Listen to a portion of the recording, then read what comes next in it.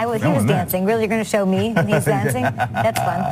That's, of course, right here on NFL Network. Good morning football to everybody out there. We're live in New York City, sending it over to Will Selva, who hopefully is there and he's not with, like, Rock Nation or signing a deal with some record company. What up? Now, what's going on there, okay? You know, it is a tale of two franchises. The Patriots are headed, of course, to their 7th consecutive AFC Championship game, while the Jaguars are headed to their first since 1999 and 3rd in franchise history.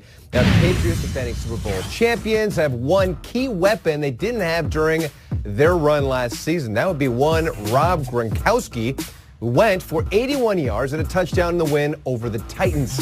Jaguars head coach Doug Marrone knows his squad will have their hands full trying to stop Gronk.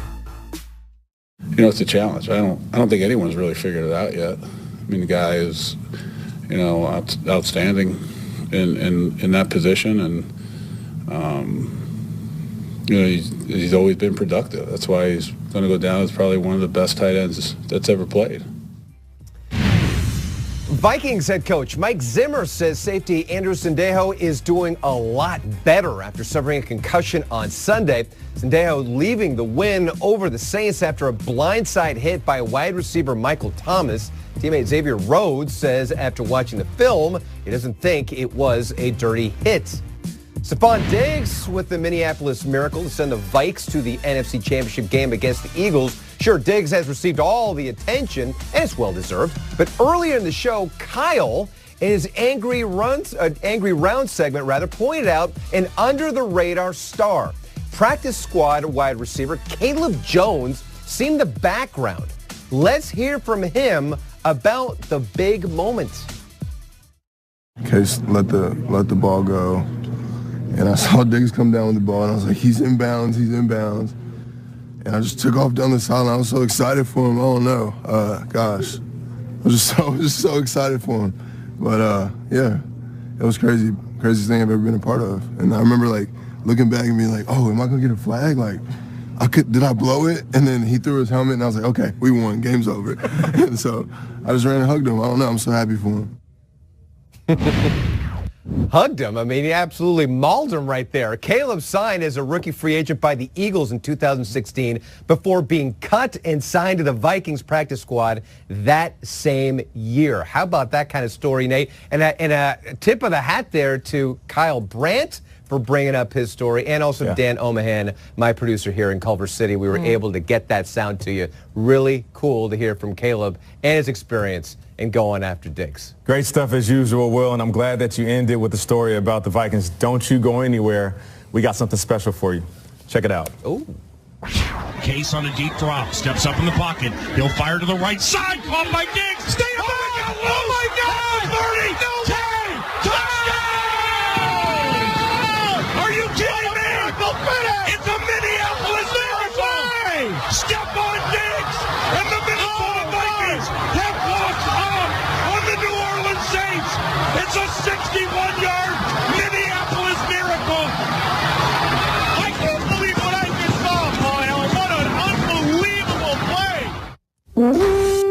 I don't know if it's the Minnesota Viking in me or if it's just me being a fanboy of the game. My heart's racing right now, and it probably will every time I see that clip. So I only can imagine what our next guest was feeling. We are now joined by one of the key pieces of this Vikings offense, coming off a thrilling come-from-behind win over the Saints, as we know, to advance to the NFC Championship game. He scored a touchdown in that game. He's just one of 8 players to rack up more than 500 rushing yards and 400 receiving yards this season. Let's say good morning football to Vikings running back Jerick McKinnon to the building.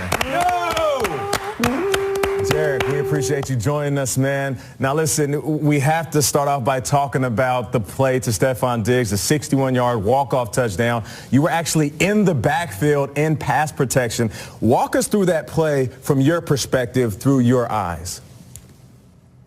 I was just doing my best to help out the tackle, chip the defensive end, and I seen Case throw the ball. I seen Steph high pointing, and I was like, "Damn, that's a nice catch." And then, I was just thinking maybe he'd get out of bounds, give us a chance at the field goal. And he kept his balance. The defender missed, and then he kept running. I just remember running behind him, and in my head I was just thinking, "Hallelujah!" And he did it, man. And it was a great play, man. A great play, and the play saved our season. And we got another week to come back and play. All right, Jerick, so that play happens, and it's pandemonium in the end zone. We see you, number 21, celebrating in the end zone, going wild. What were the next 8 to 10 hours like in your life, and what was the experience of being a part of one of the greatest plays in NFL history? Man, my phone, social media, everything was going crazy, still going crazy. And I think, everybody, not just our team, the fans, but everybody who saw the play was just in shock. And, man, I'm just so blessed to be part of a team, man. So many hardworking guys that come to work every day. And like I said, you got another opportunity with my brothers to come out here and play against Philly in the NFC Championship. Well, we're so happy you're making your debut on Good Morning Football in this postseason. But this past offseason, the Vikings, they draft Dalvin Cook. Everybody's talking about that. They signed Latavius Murray yet. Here you are having the best season of your 4-year career. What has been the key to you personally this season and the success that you've had? Just staying true to myself, continue to work hard, and then, of course, Dalvin and Latavius, just those guys coming in and, being the type of caliber players that they are, just pushing me. We all pushing each other to be better and competing. I think that's showed, and that's led to me having, the season I'm having, just those guys being here and working hard with those guys and pushing each other. Jerick, we love Latavius here, and we love what the two of you guys have done together this year. But the fact is, in this past game, a lot of the attention was on the tandem on the other side of the ball, Kamara and Ingram. And they put a lot of that attention on themselves. They do the poses, and they celebrate, and we love all that stuff. The fact is, you guys outplayed them. And afterwards, I saw you and Latavius doing some interviews, kind of doing your own poses. Seems like maybe you were covering their song a little bit. What was going on there, and how important was it for you guys to outplay that other tandem? Yeah, man. I mean, those two guys, man, they've had spectacular seasons. And, of course, it speaks for itself. Both of them made Pro Bowl. And, they made plays, each and every week. So, for us, me and Latavius, man, we just wanted to have that chip on our shoulder. Going into the game, all we kept hearing was the Saints and, how good their running backs were. So, we just wanted to have that on our backs and use that as motivation to go out there and get the win.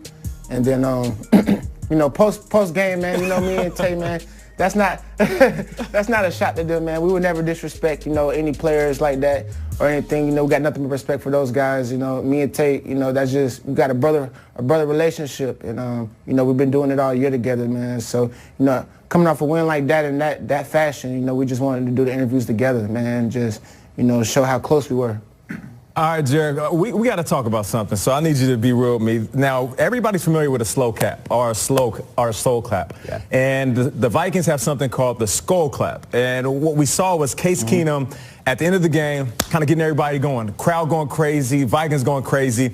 But there's reports and even some pictures that previous to that, the head coach for the Saints, Sean Payton, was doing his own version of the skull clap, not to the field, but turned around to the Vikings fans. So I got to ask you, you were there. Did you hear any of that? Did you see any of that? Do you know about any of this going on during the game?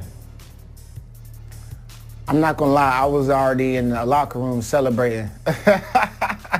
But, man, I mean, that just lets you know, man, it's not over until it's over, until the clock hits 0. So, he shouldn't have celebrated that early. And, we were getting the last laugh now.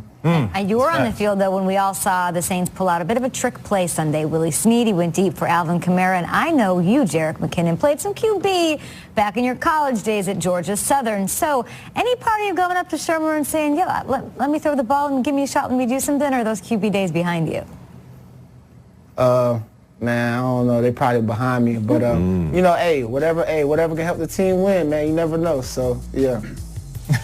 Jerick, Vikings fans we know are some of the most passionate and dedicated in the league, but you guys are going in to Philly right now, and those fans are no joke either. It's been a nice story for 24 hours. We've enjoyed the play a million times. How do you turn the page, and are you aware of what you guys are going into at the Link this weekend?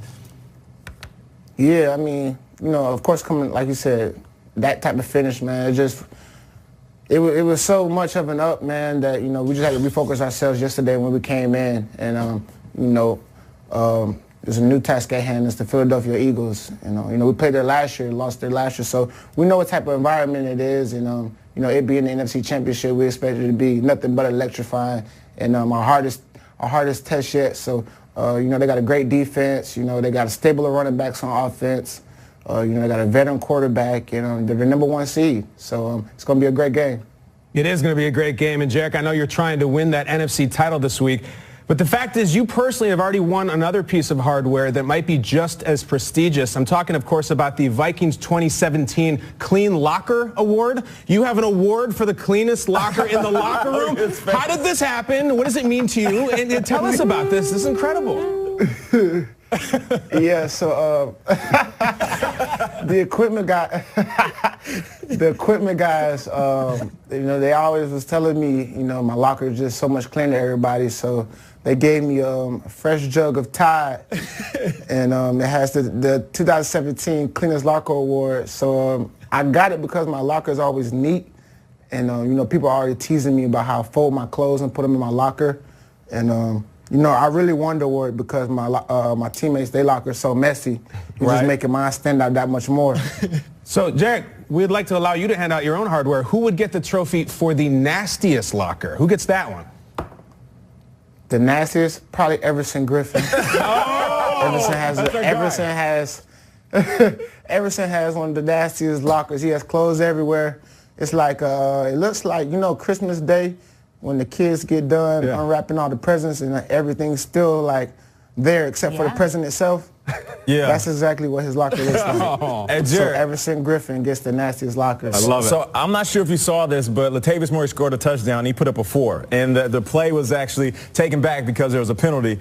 I don't know if you know this, but the 4 was actually for us. So what we're going to do, I know you have your Jet celebration. If you score a touchdown, and we hope that you score a touchdown, could you give us a little shout out, bro? I got y'all. Yeah! I got y'all. Yeah! My God. Hey, Jerick McKinnon, we appreciate you so much. You quickly just became one of our favorite guests of all time. Good luck in the championship game.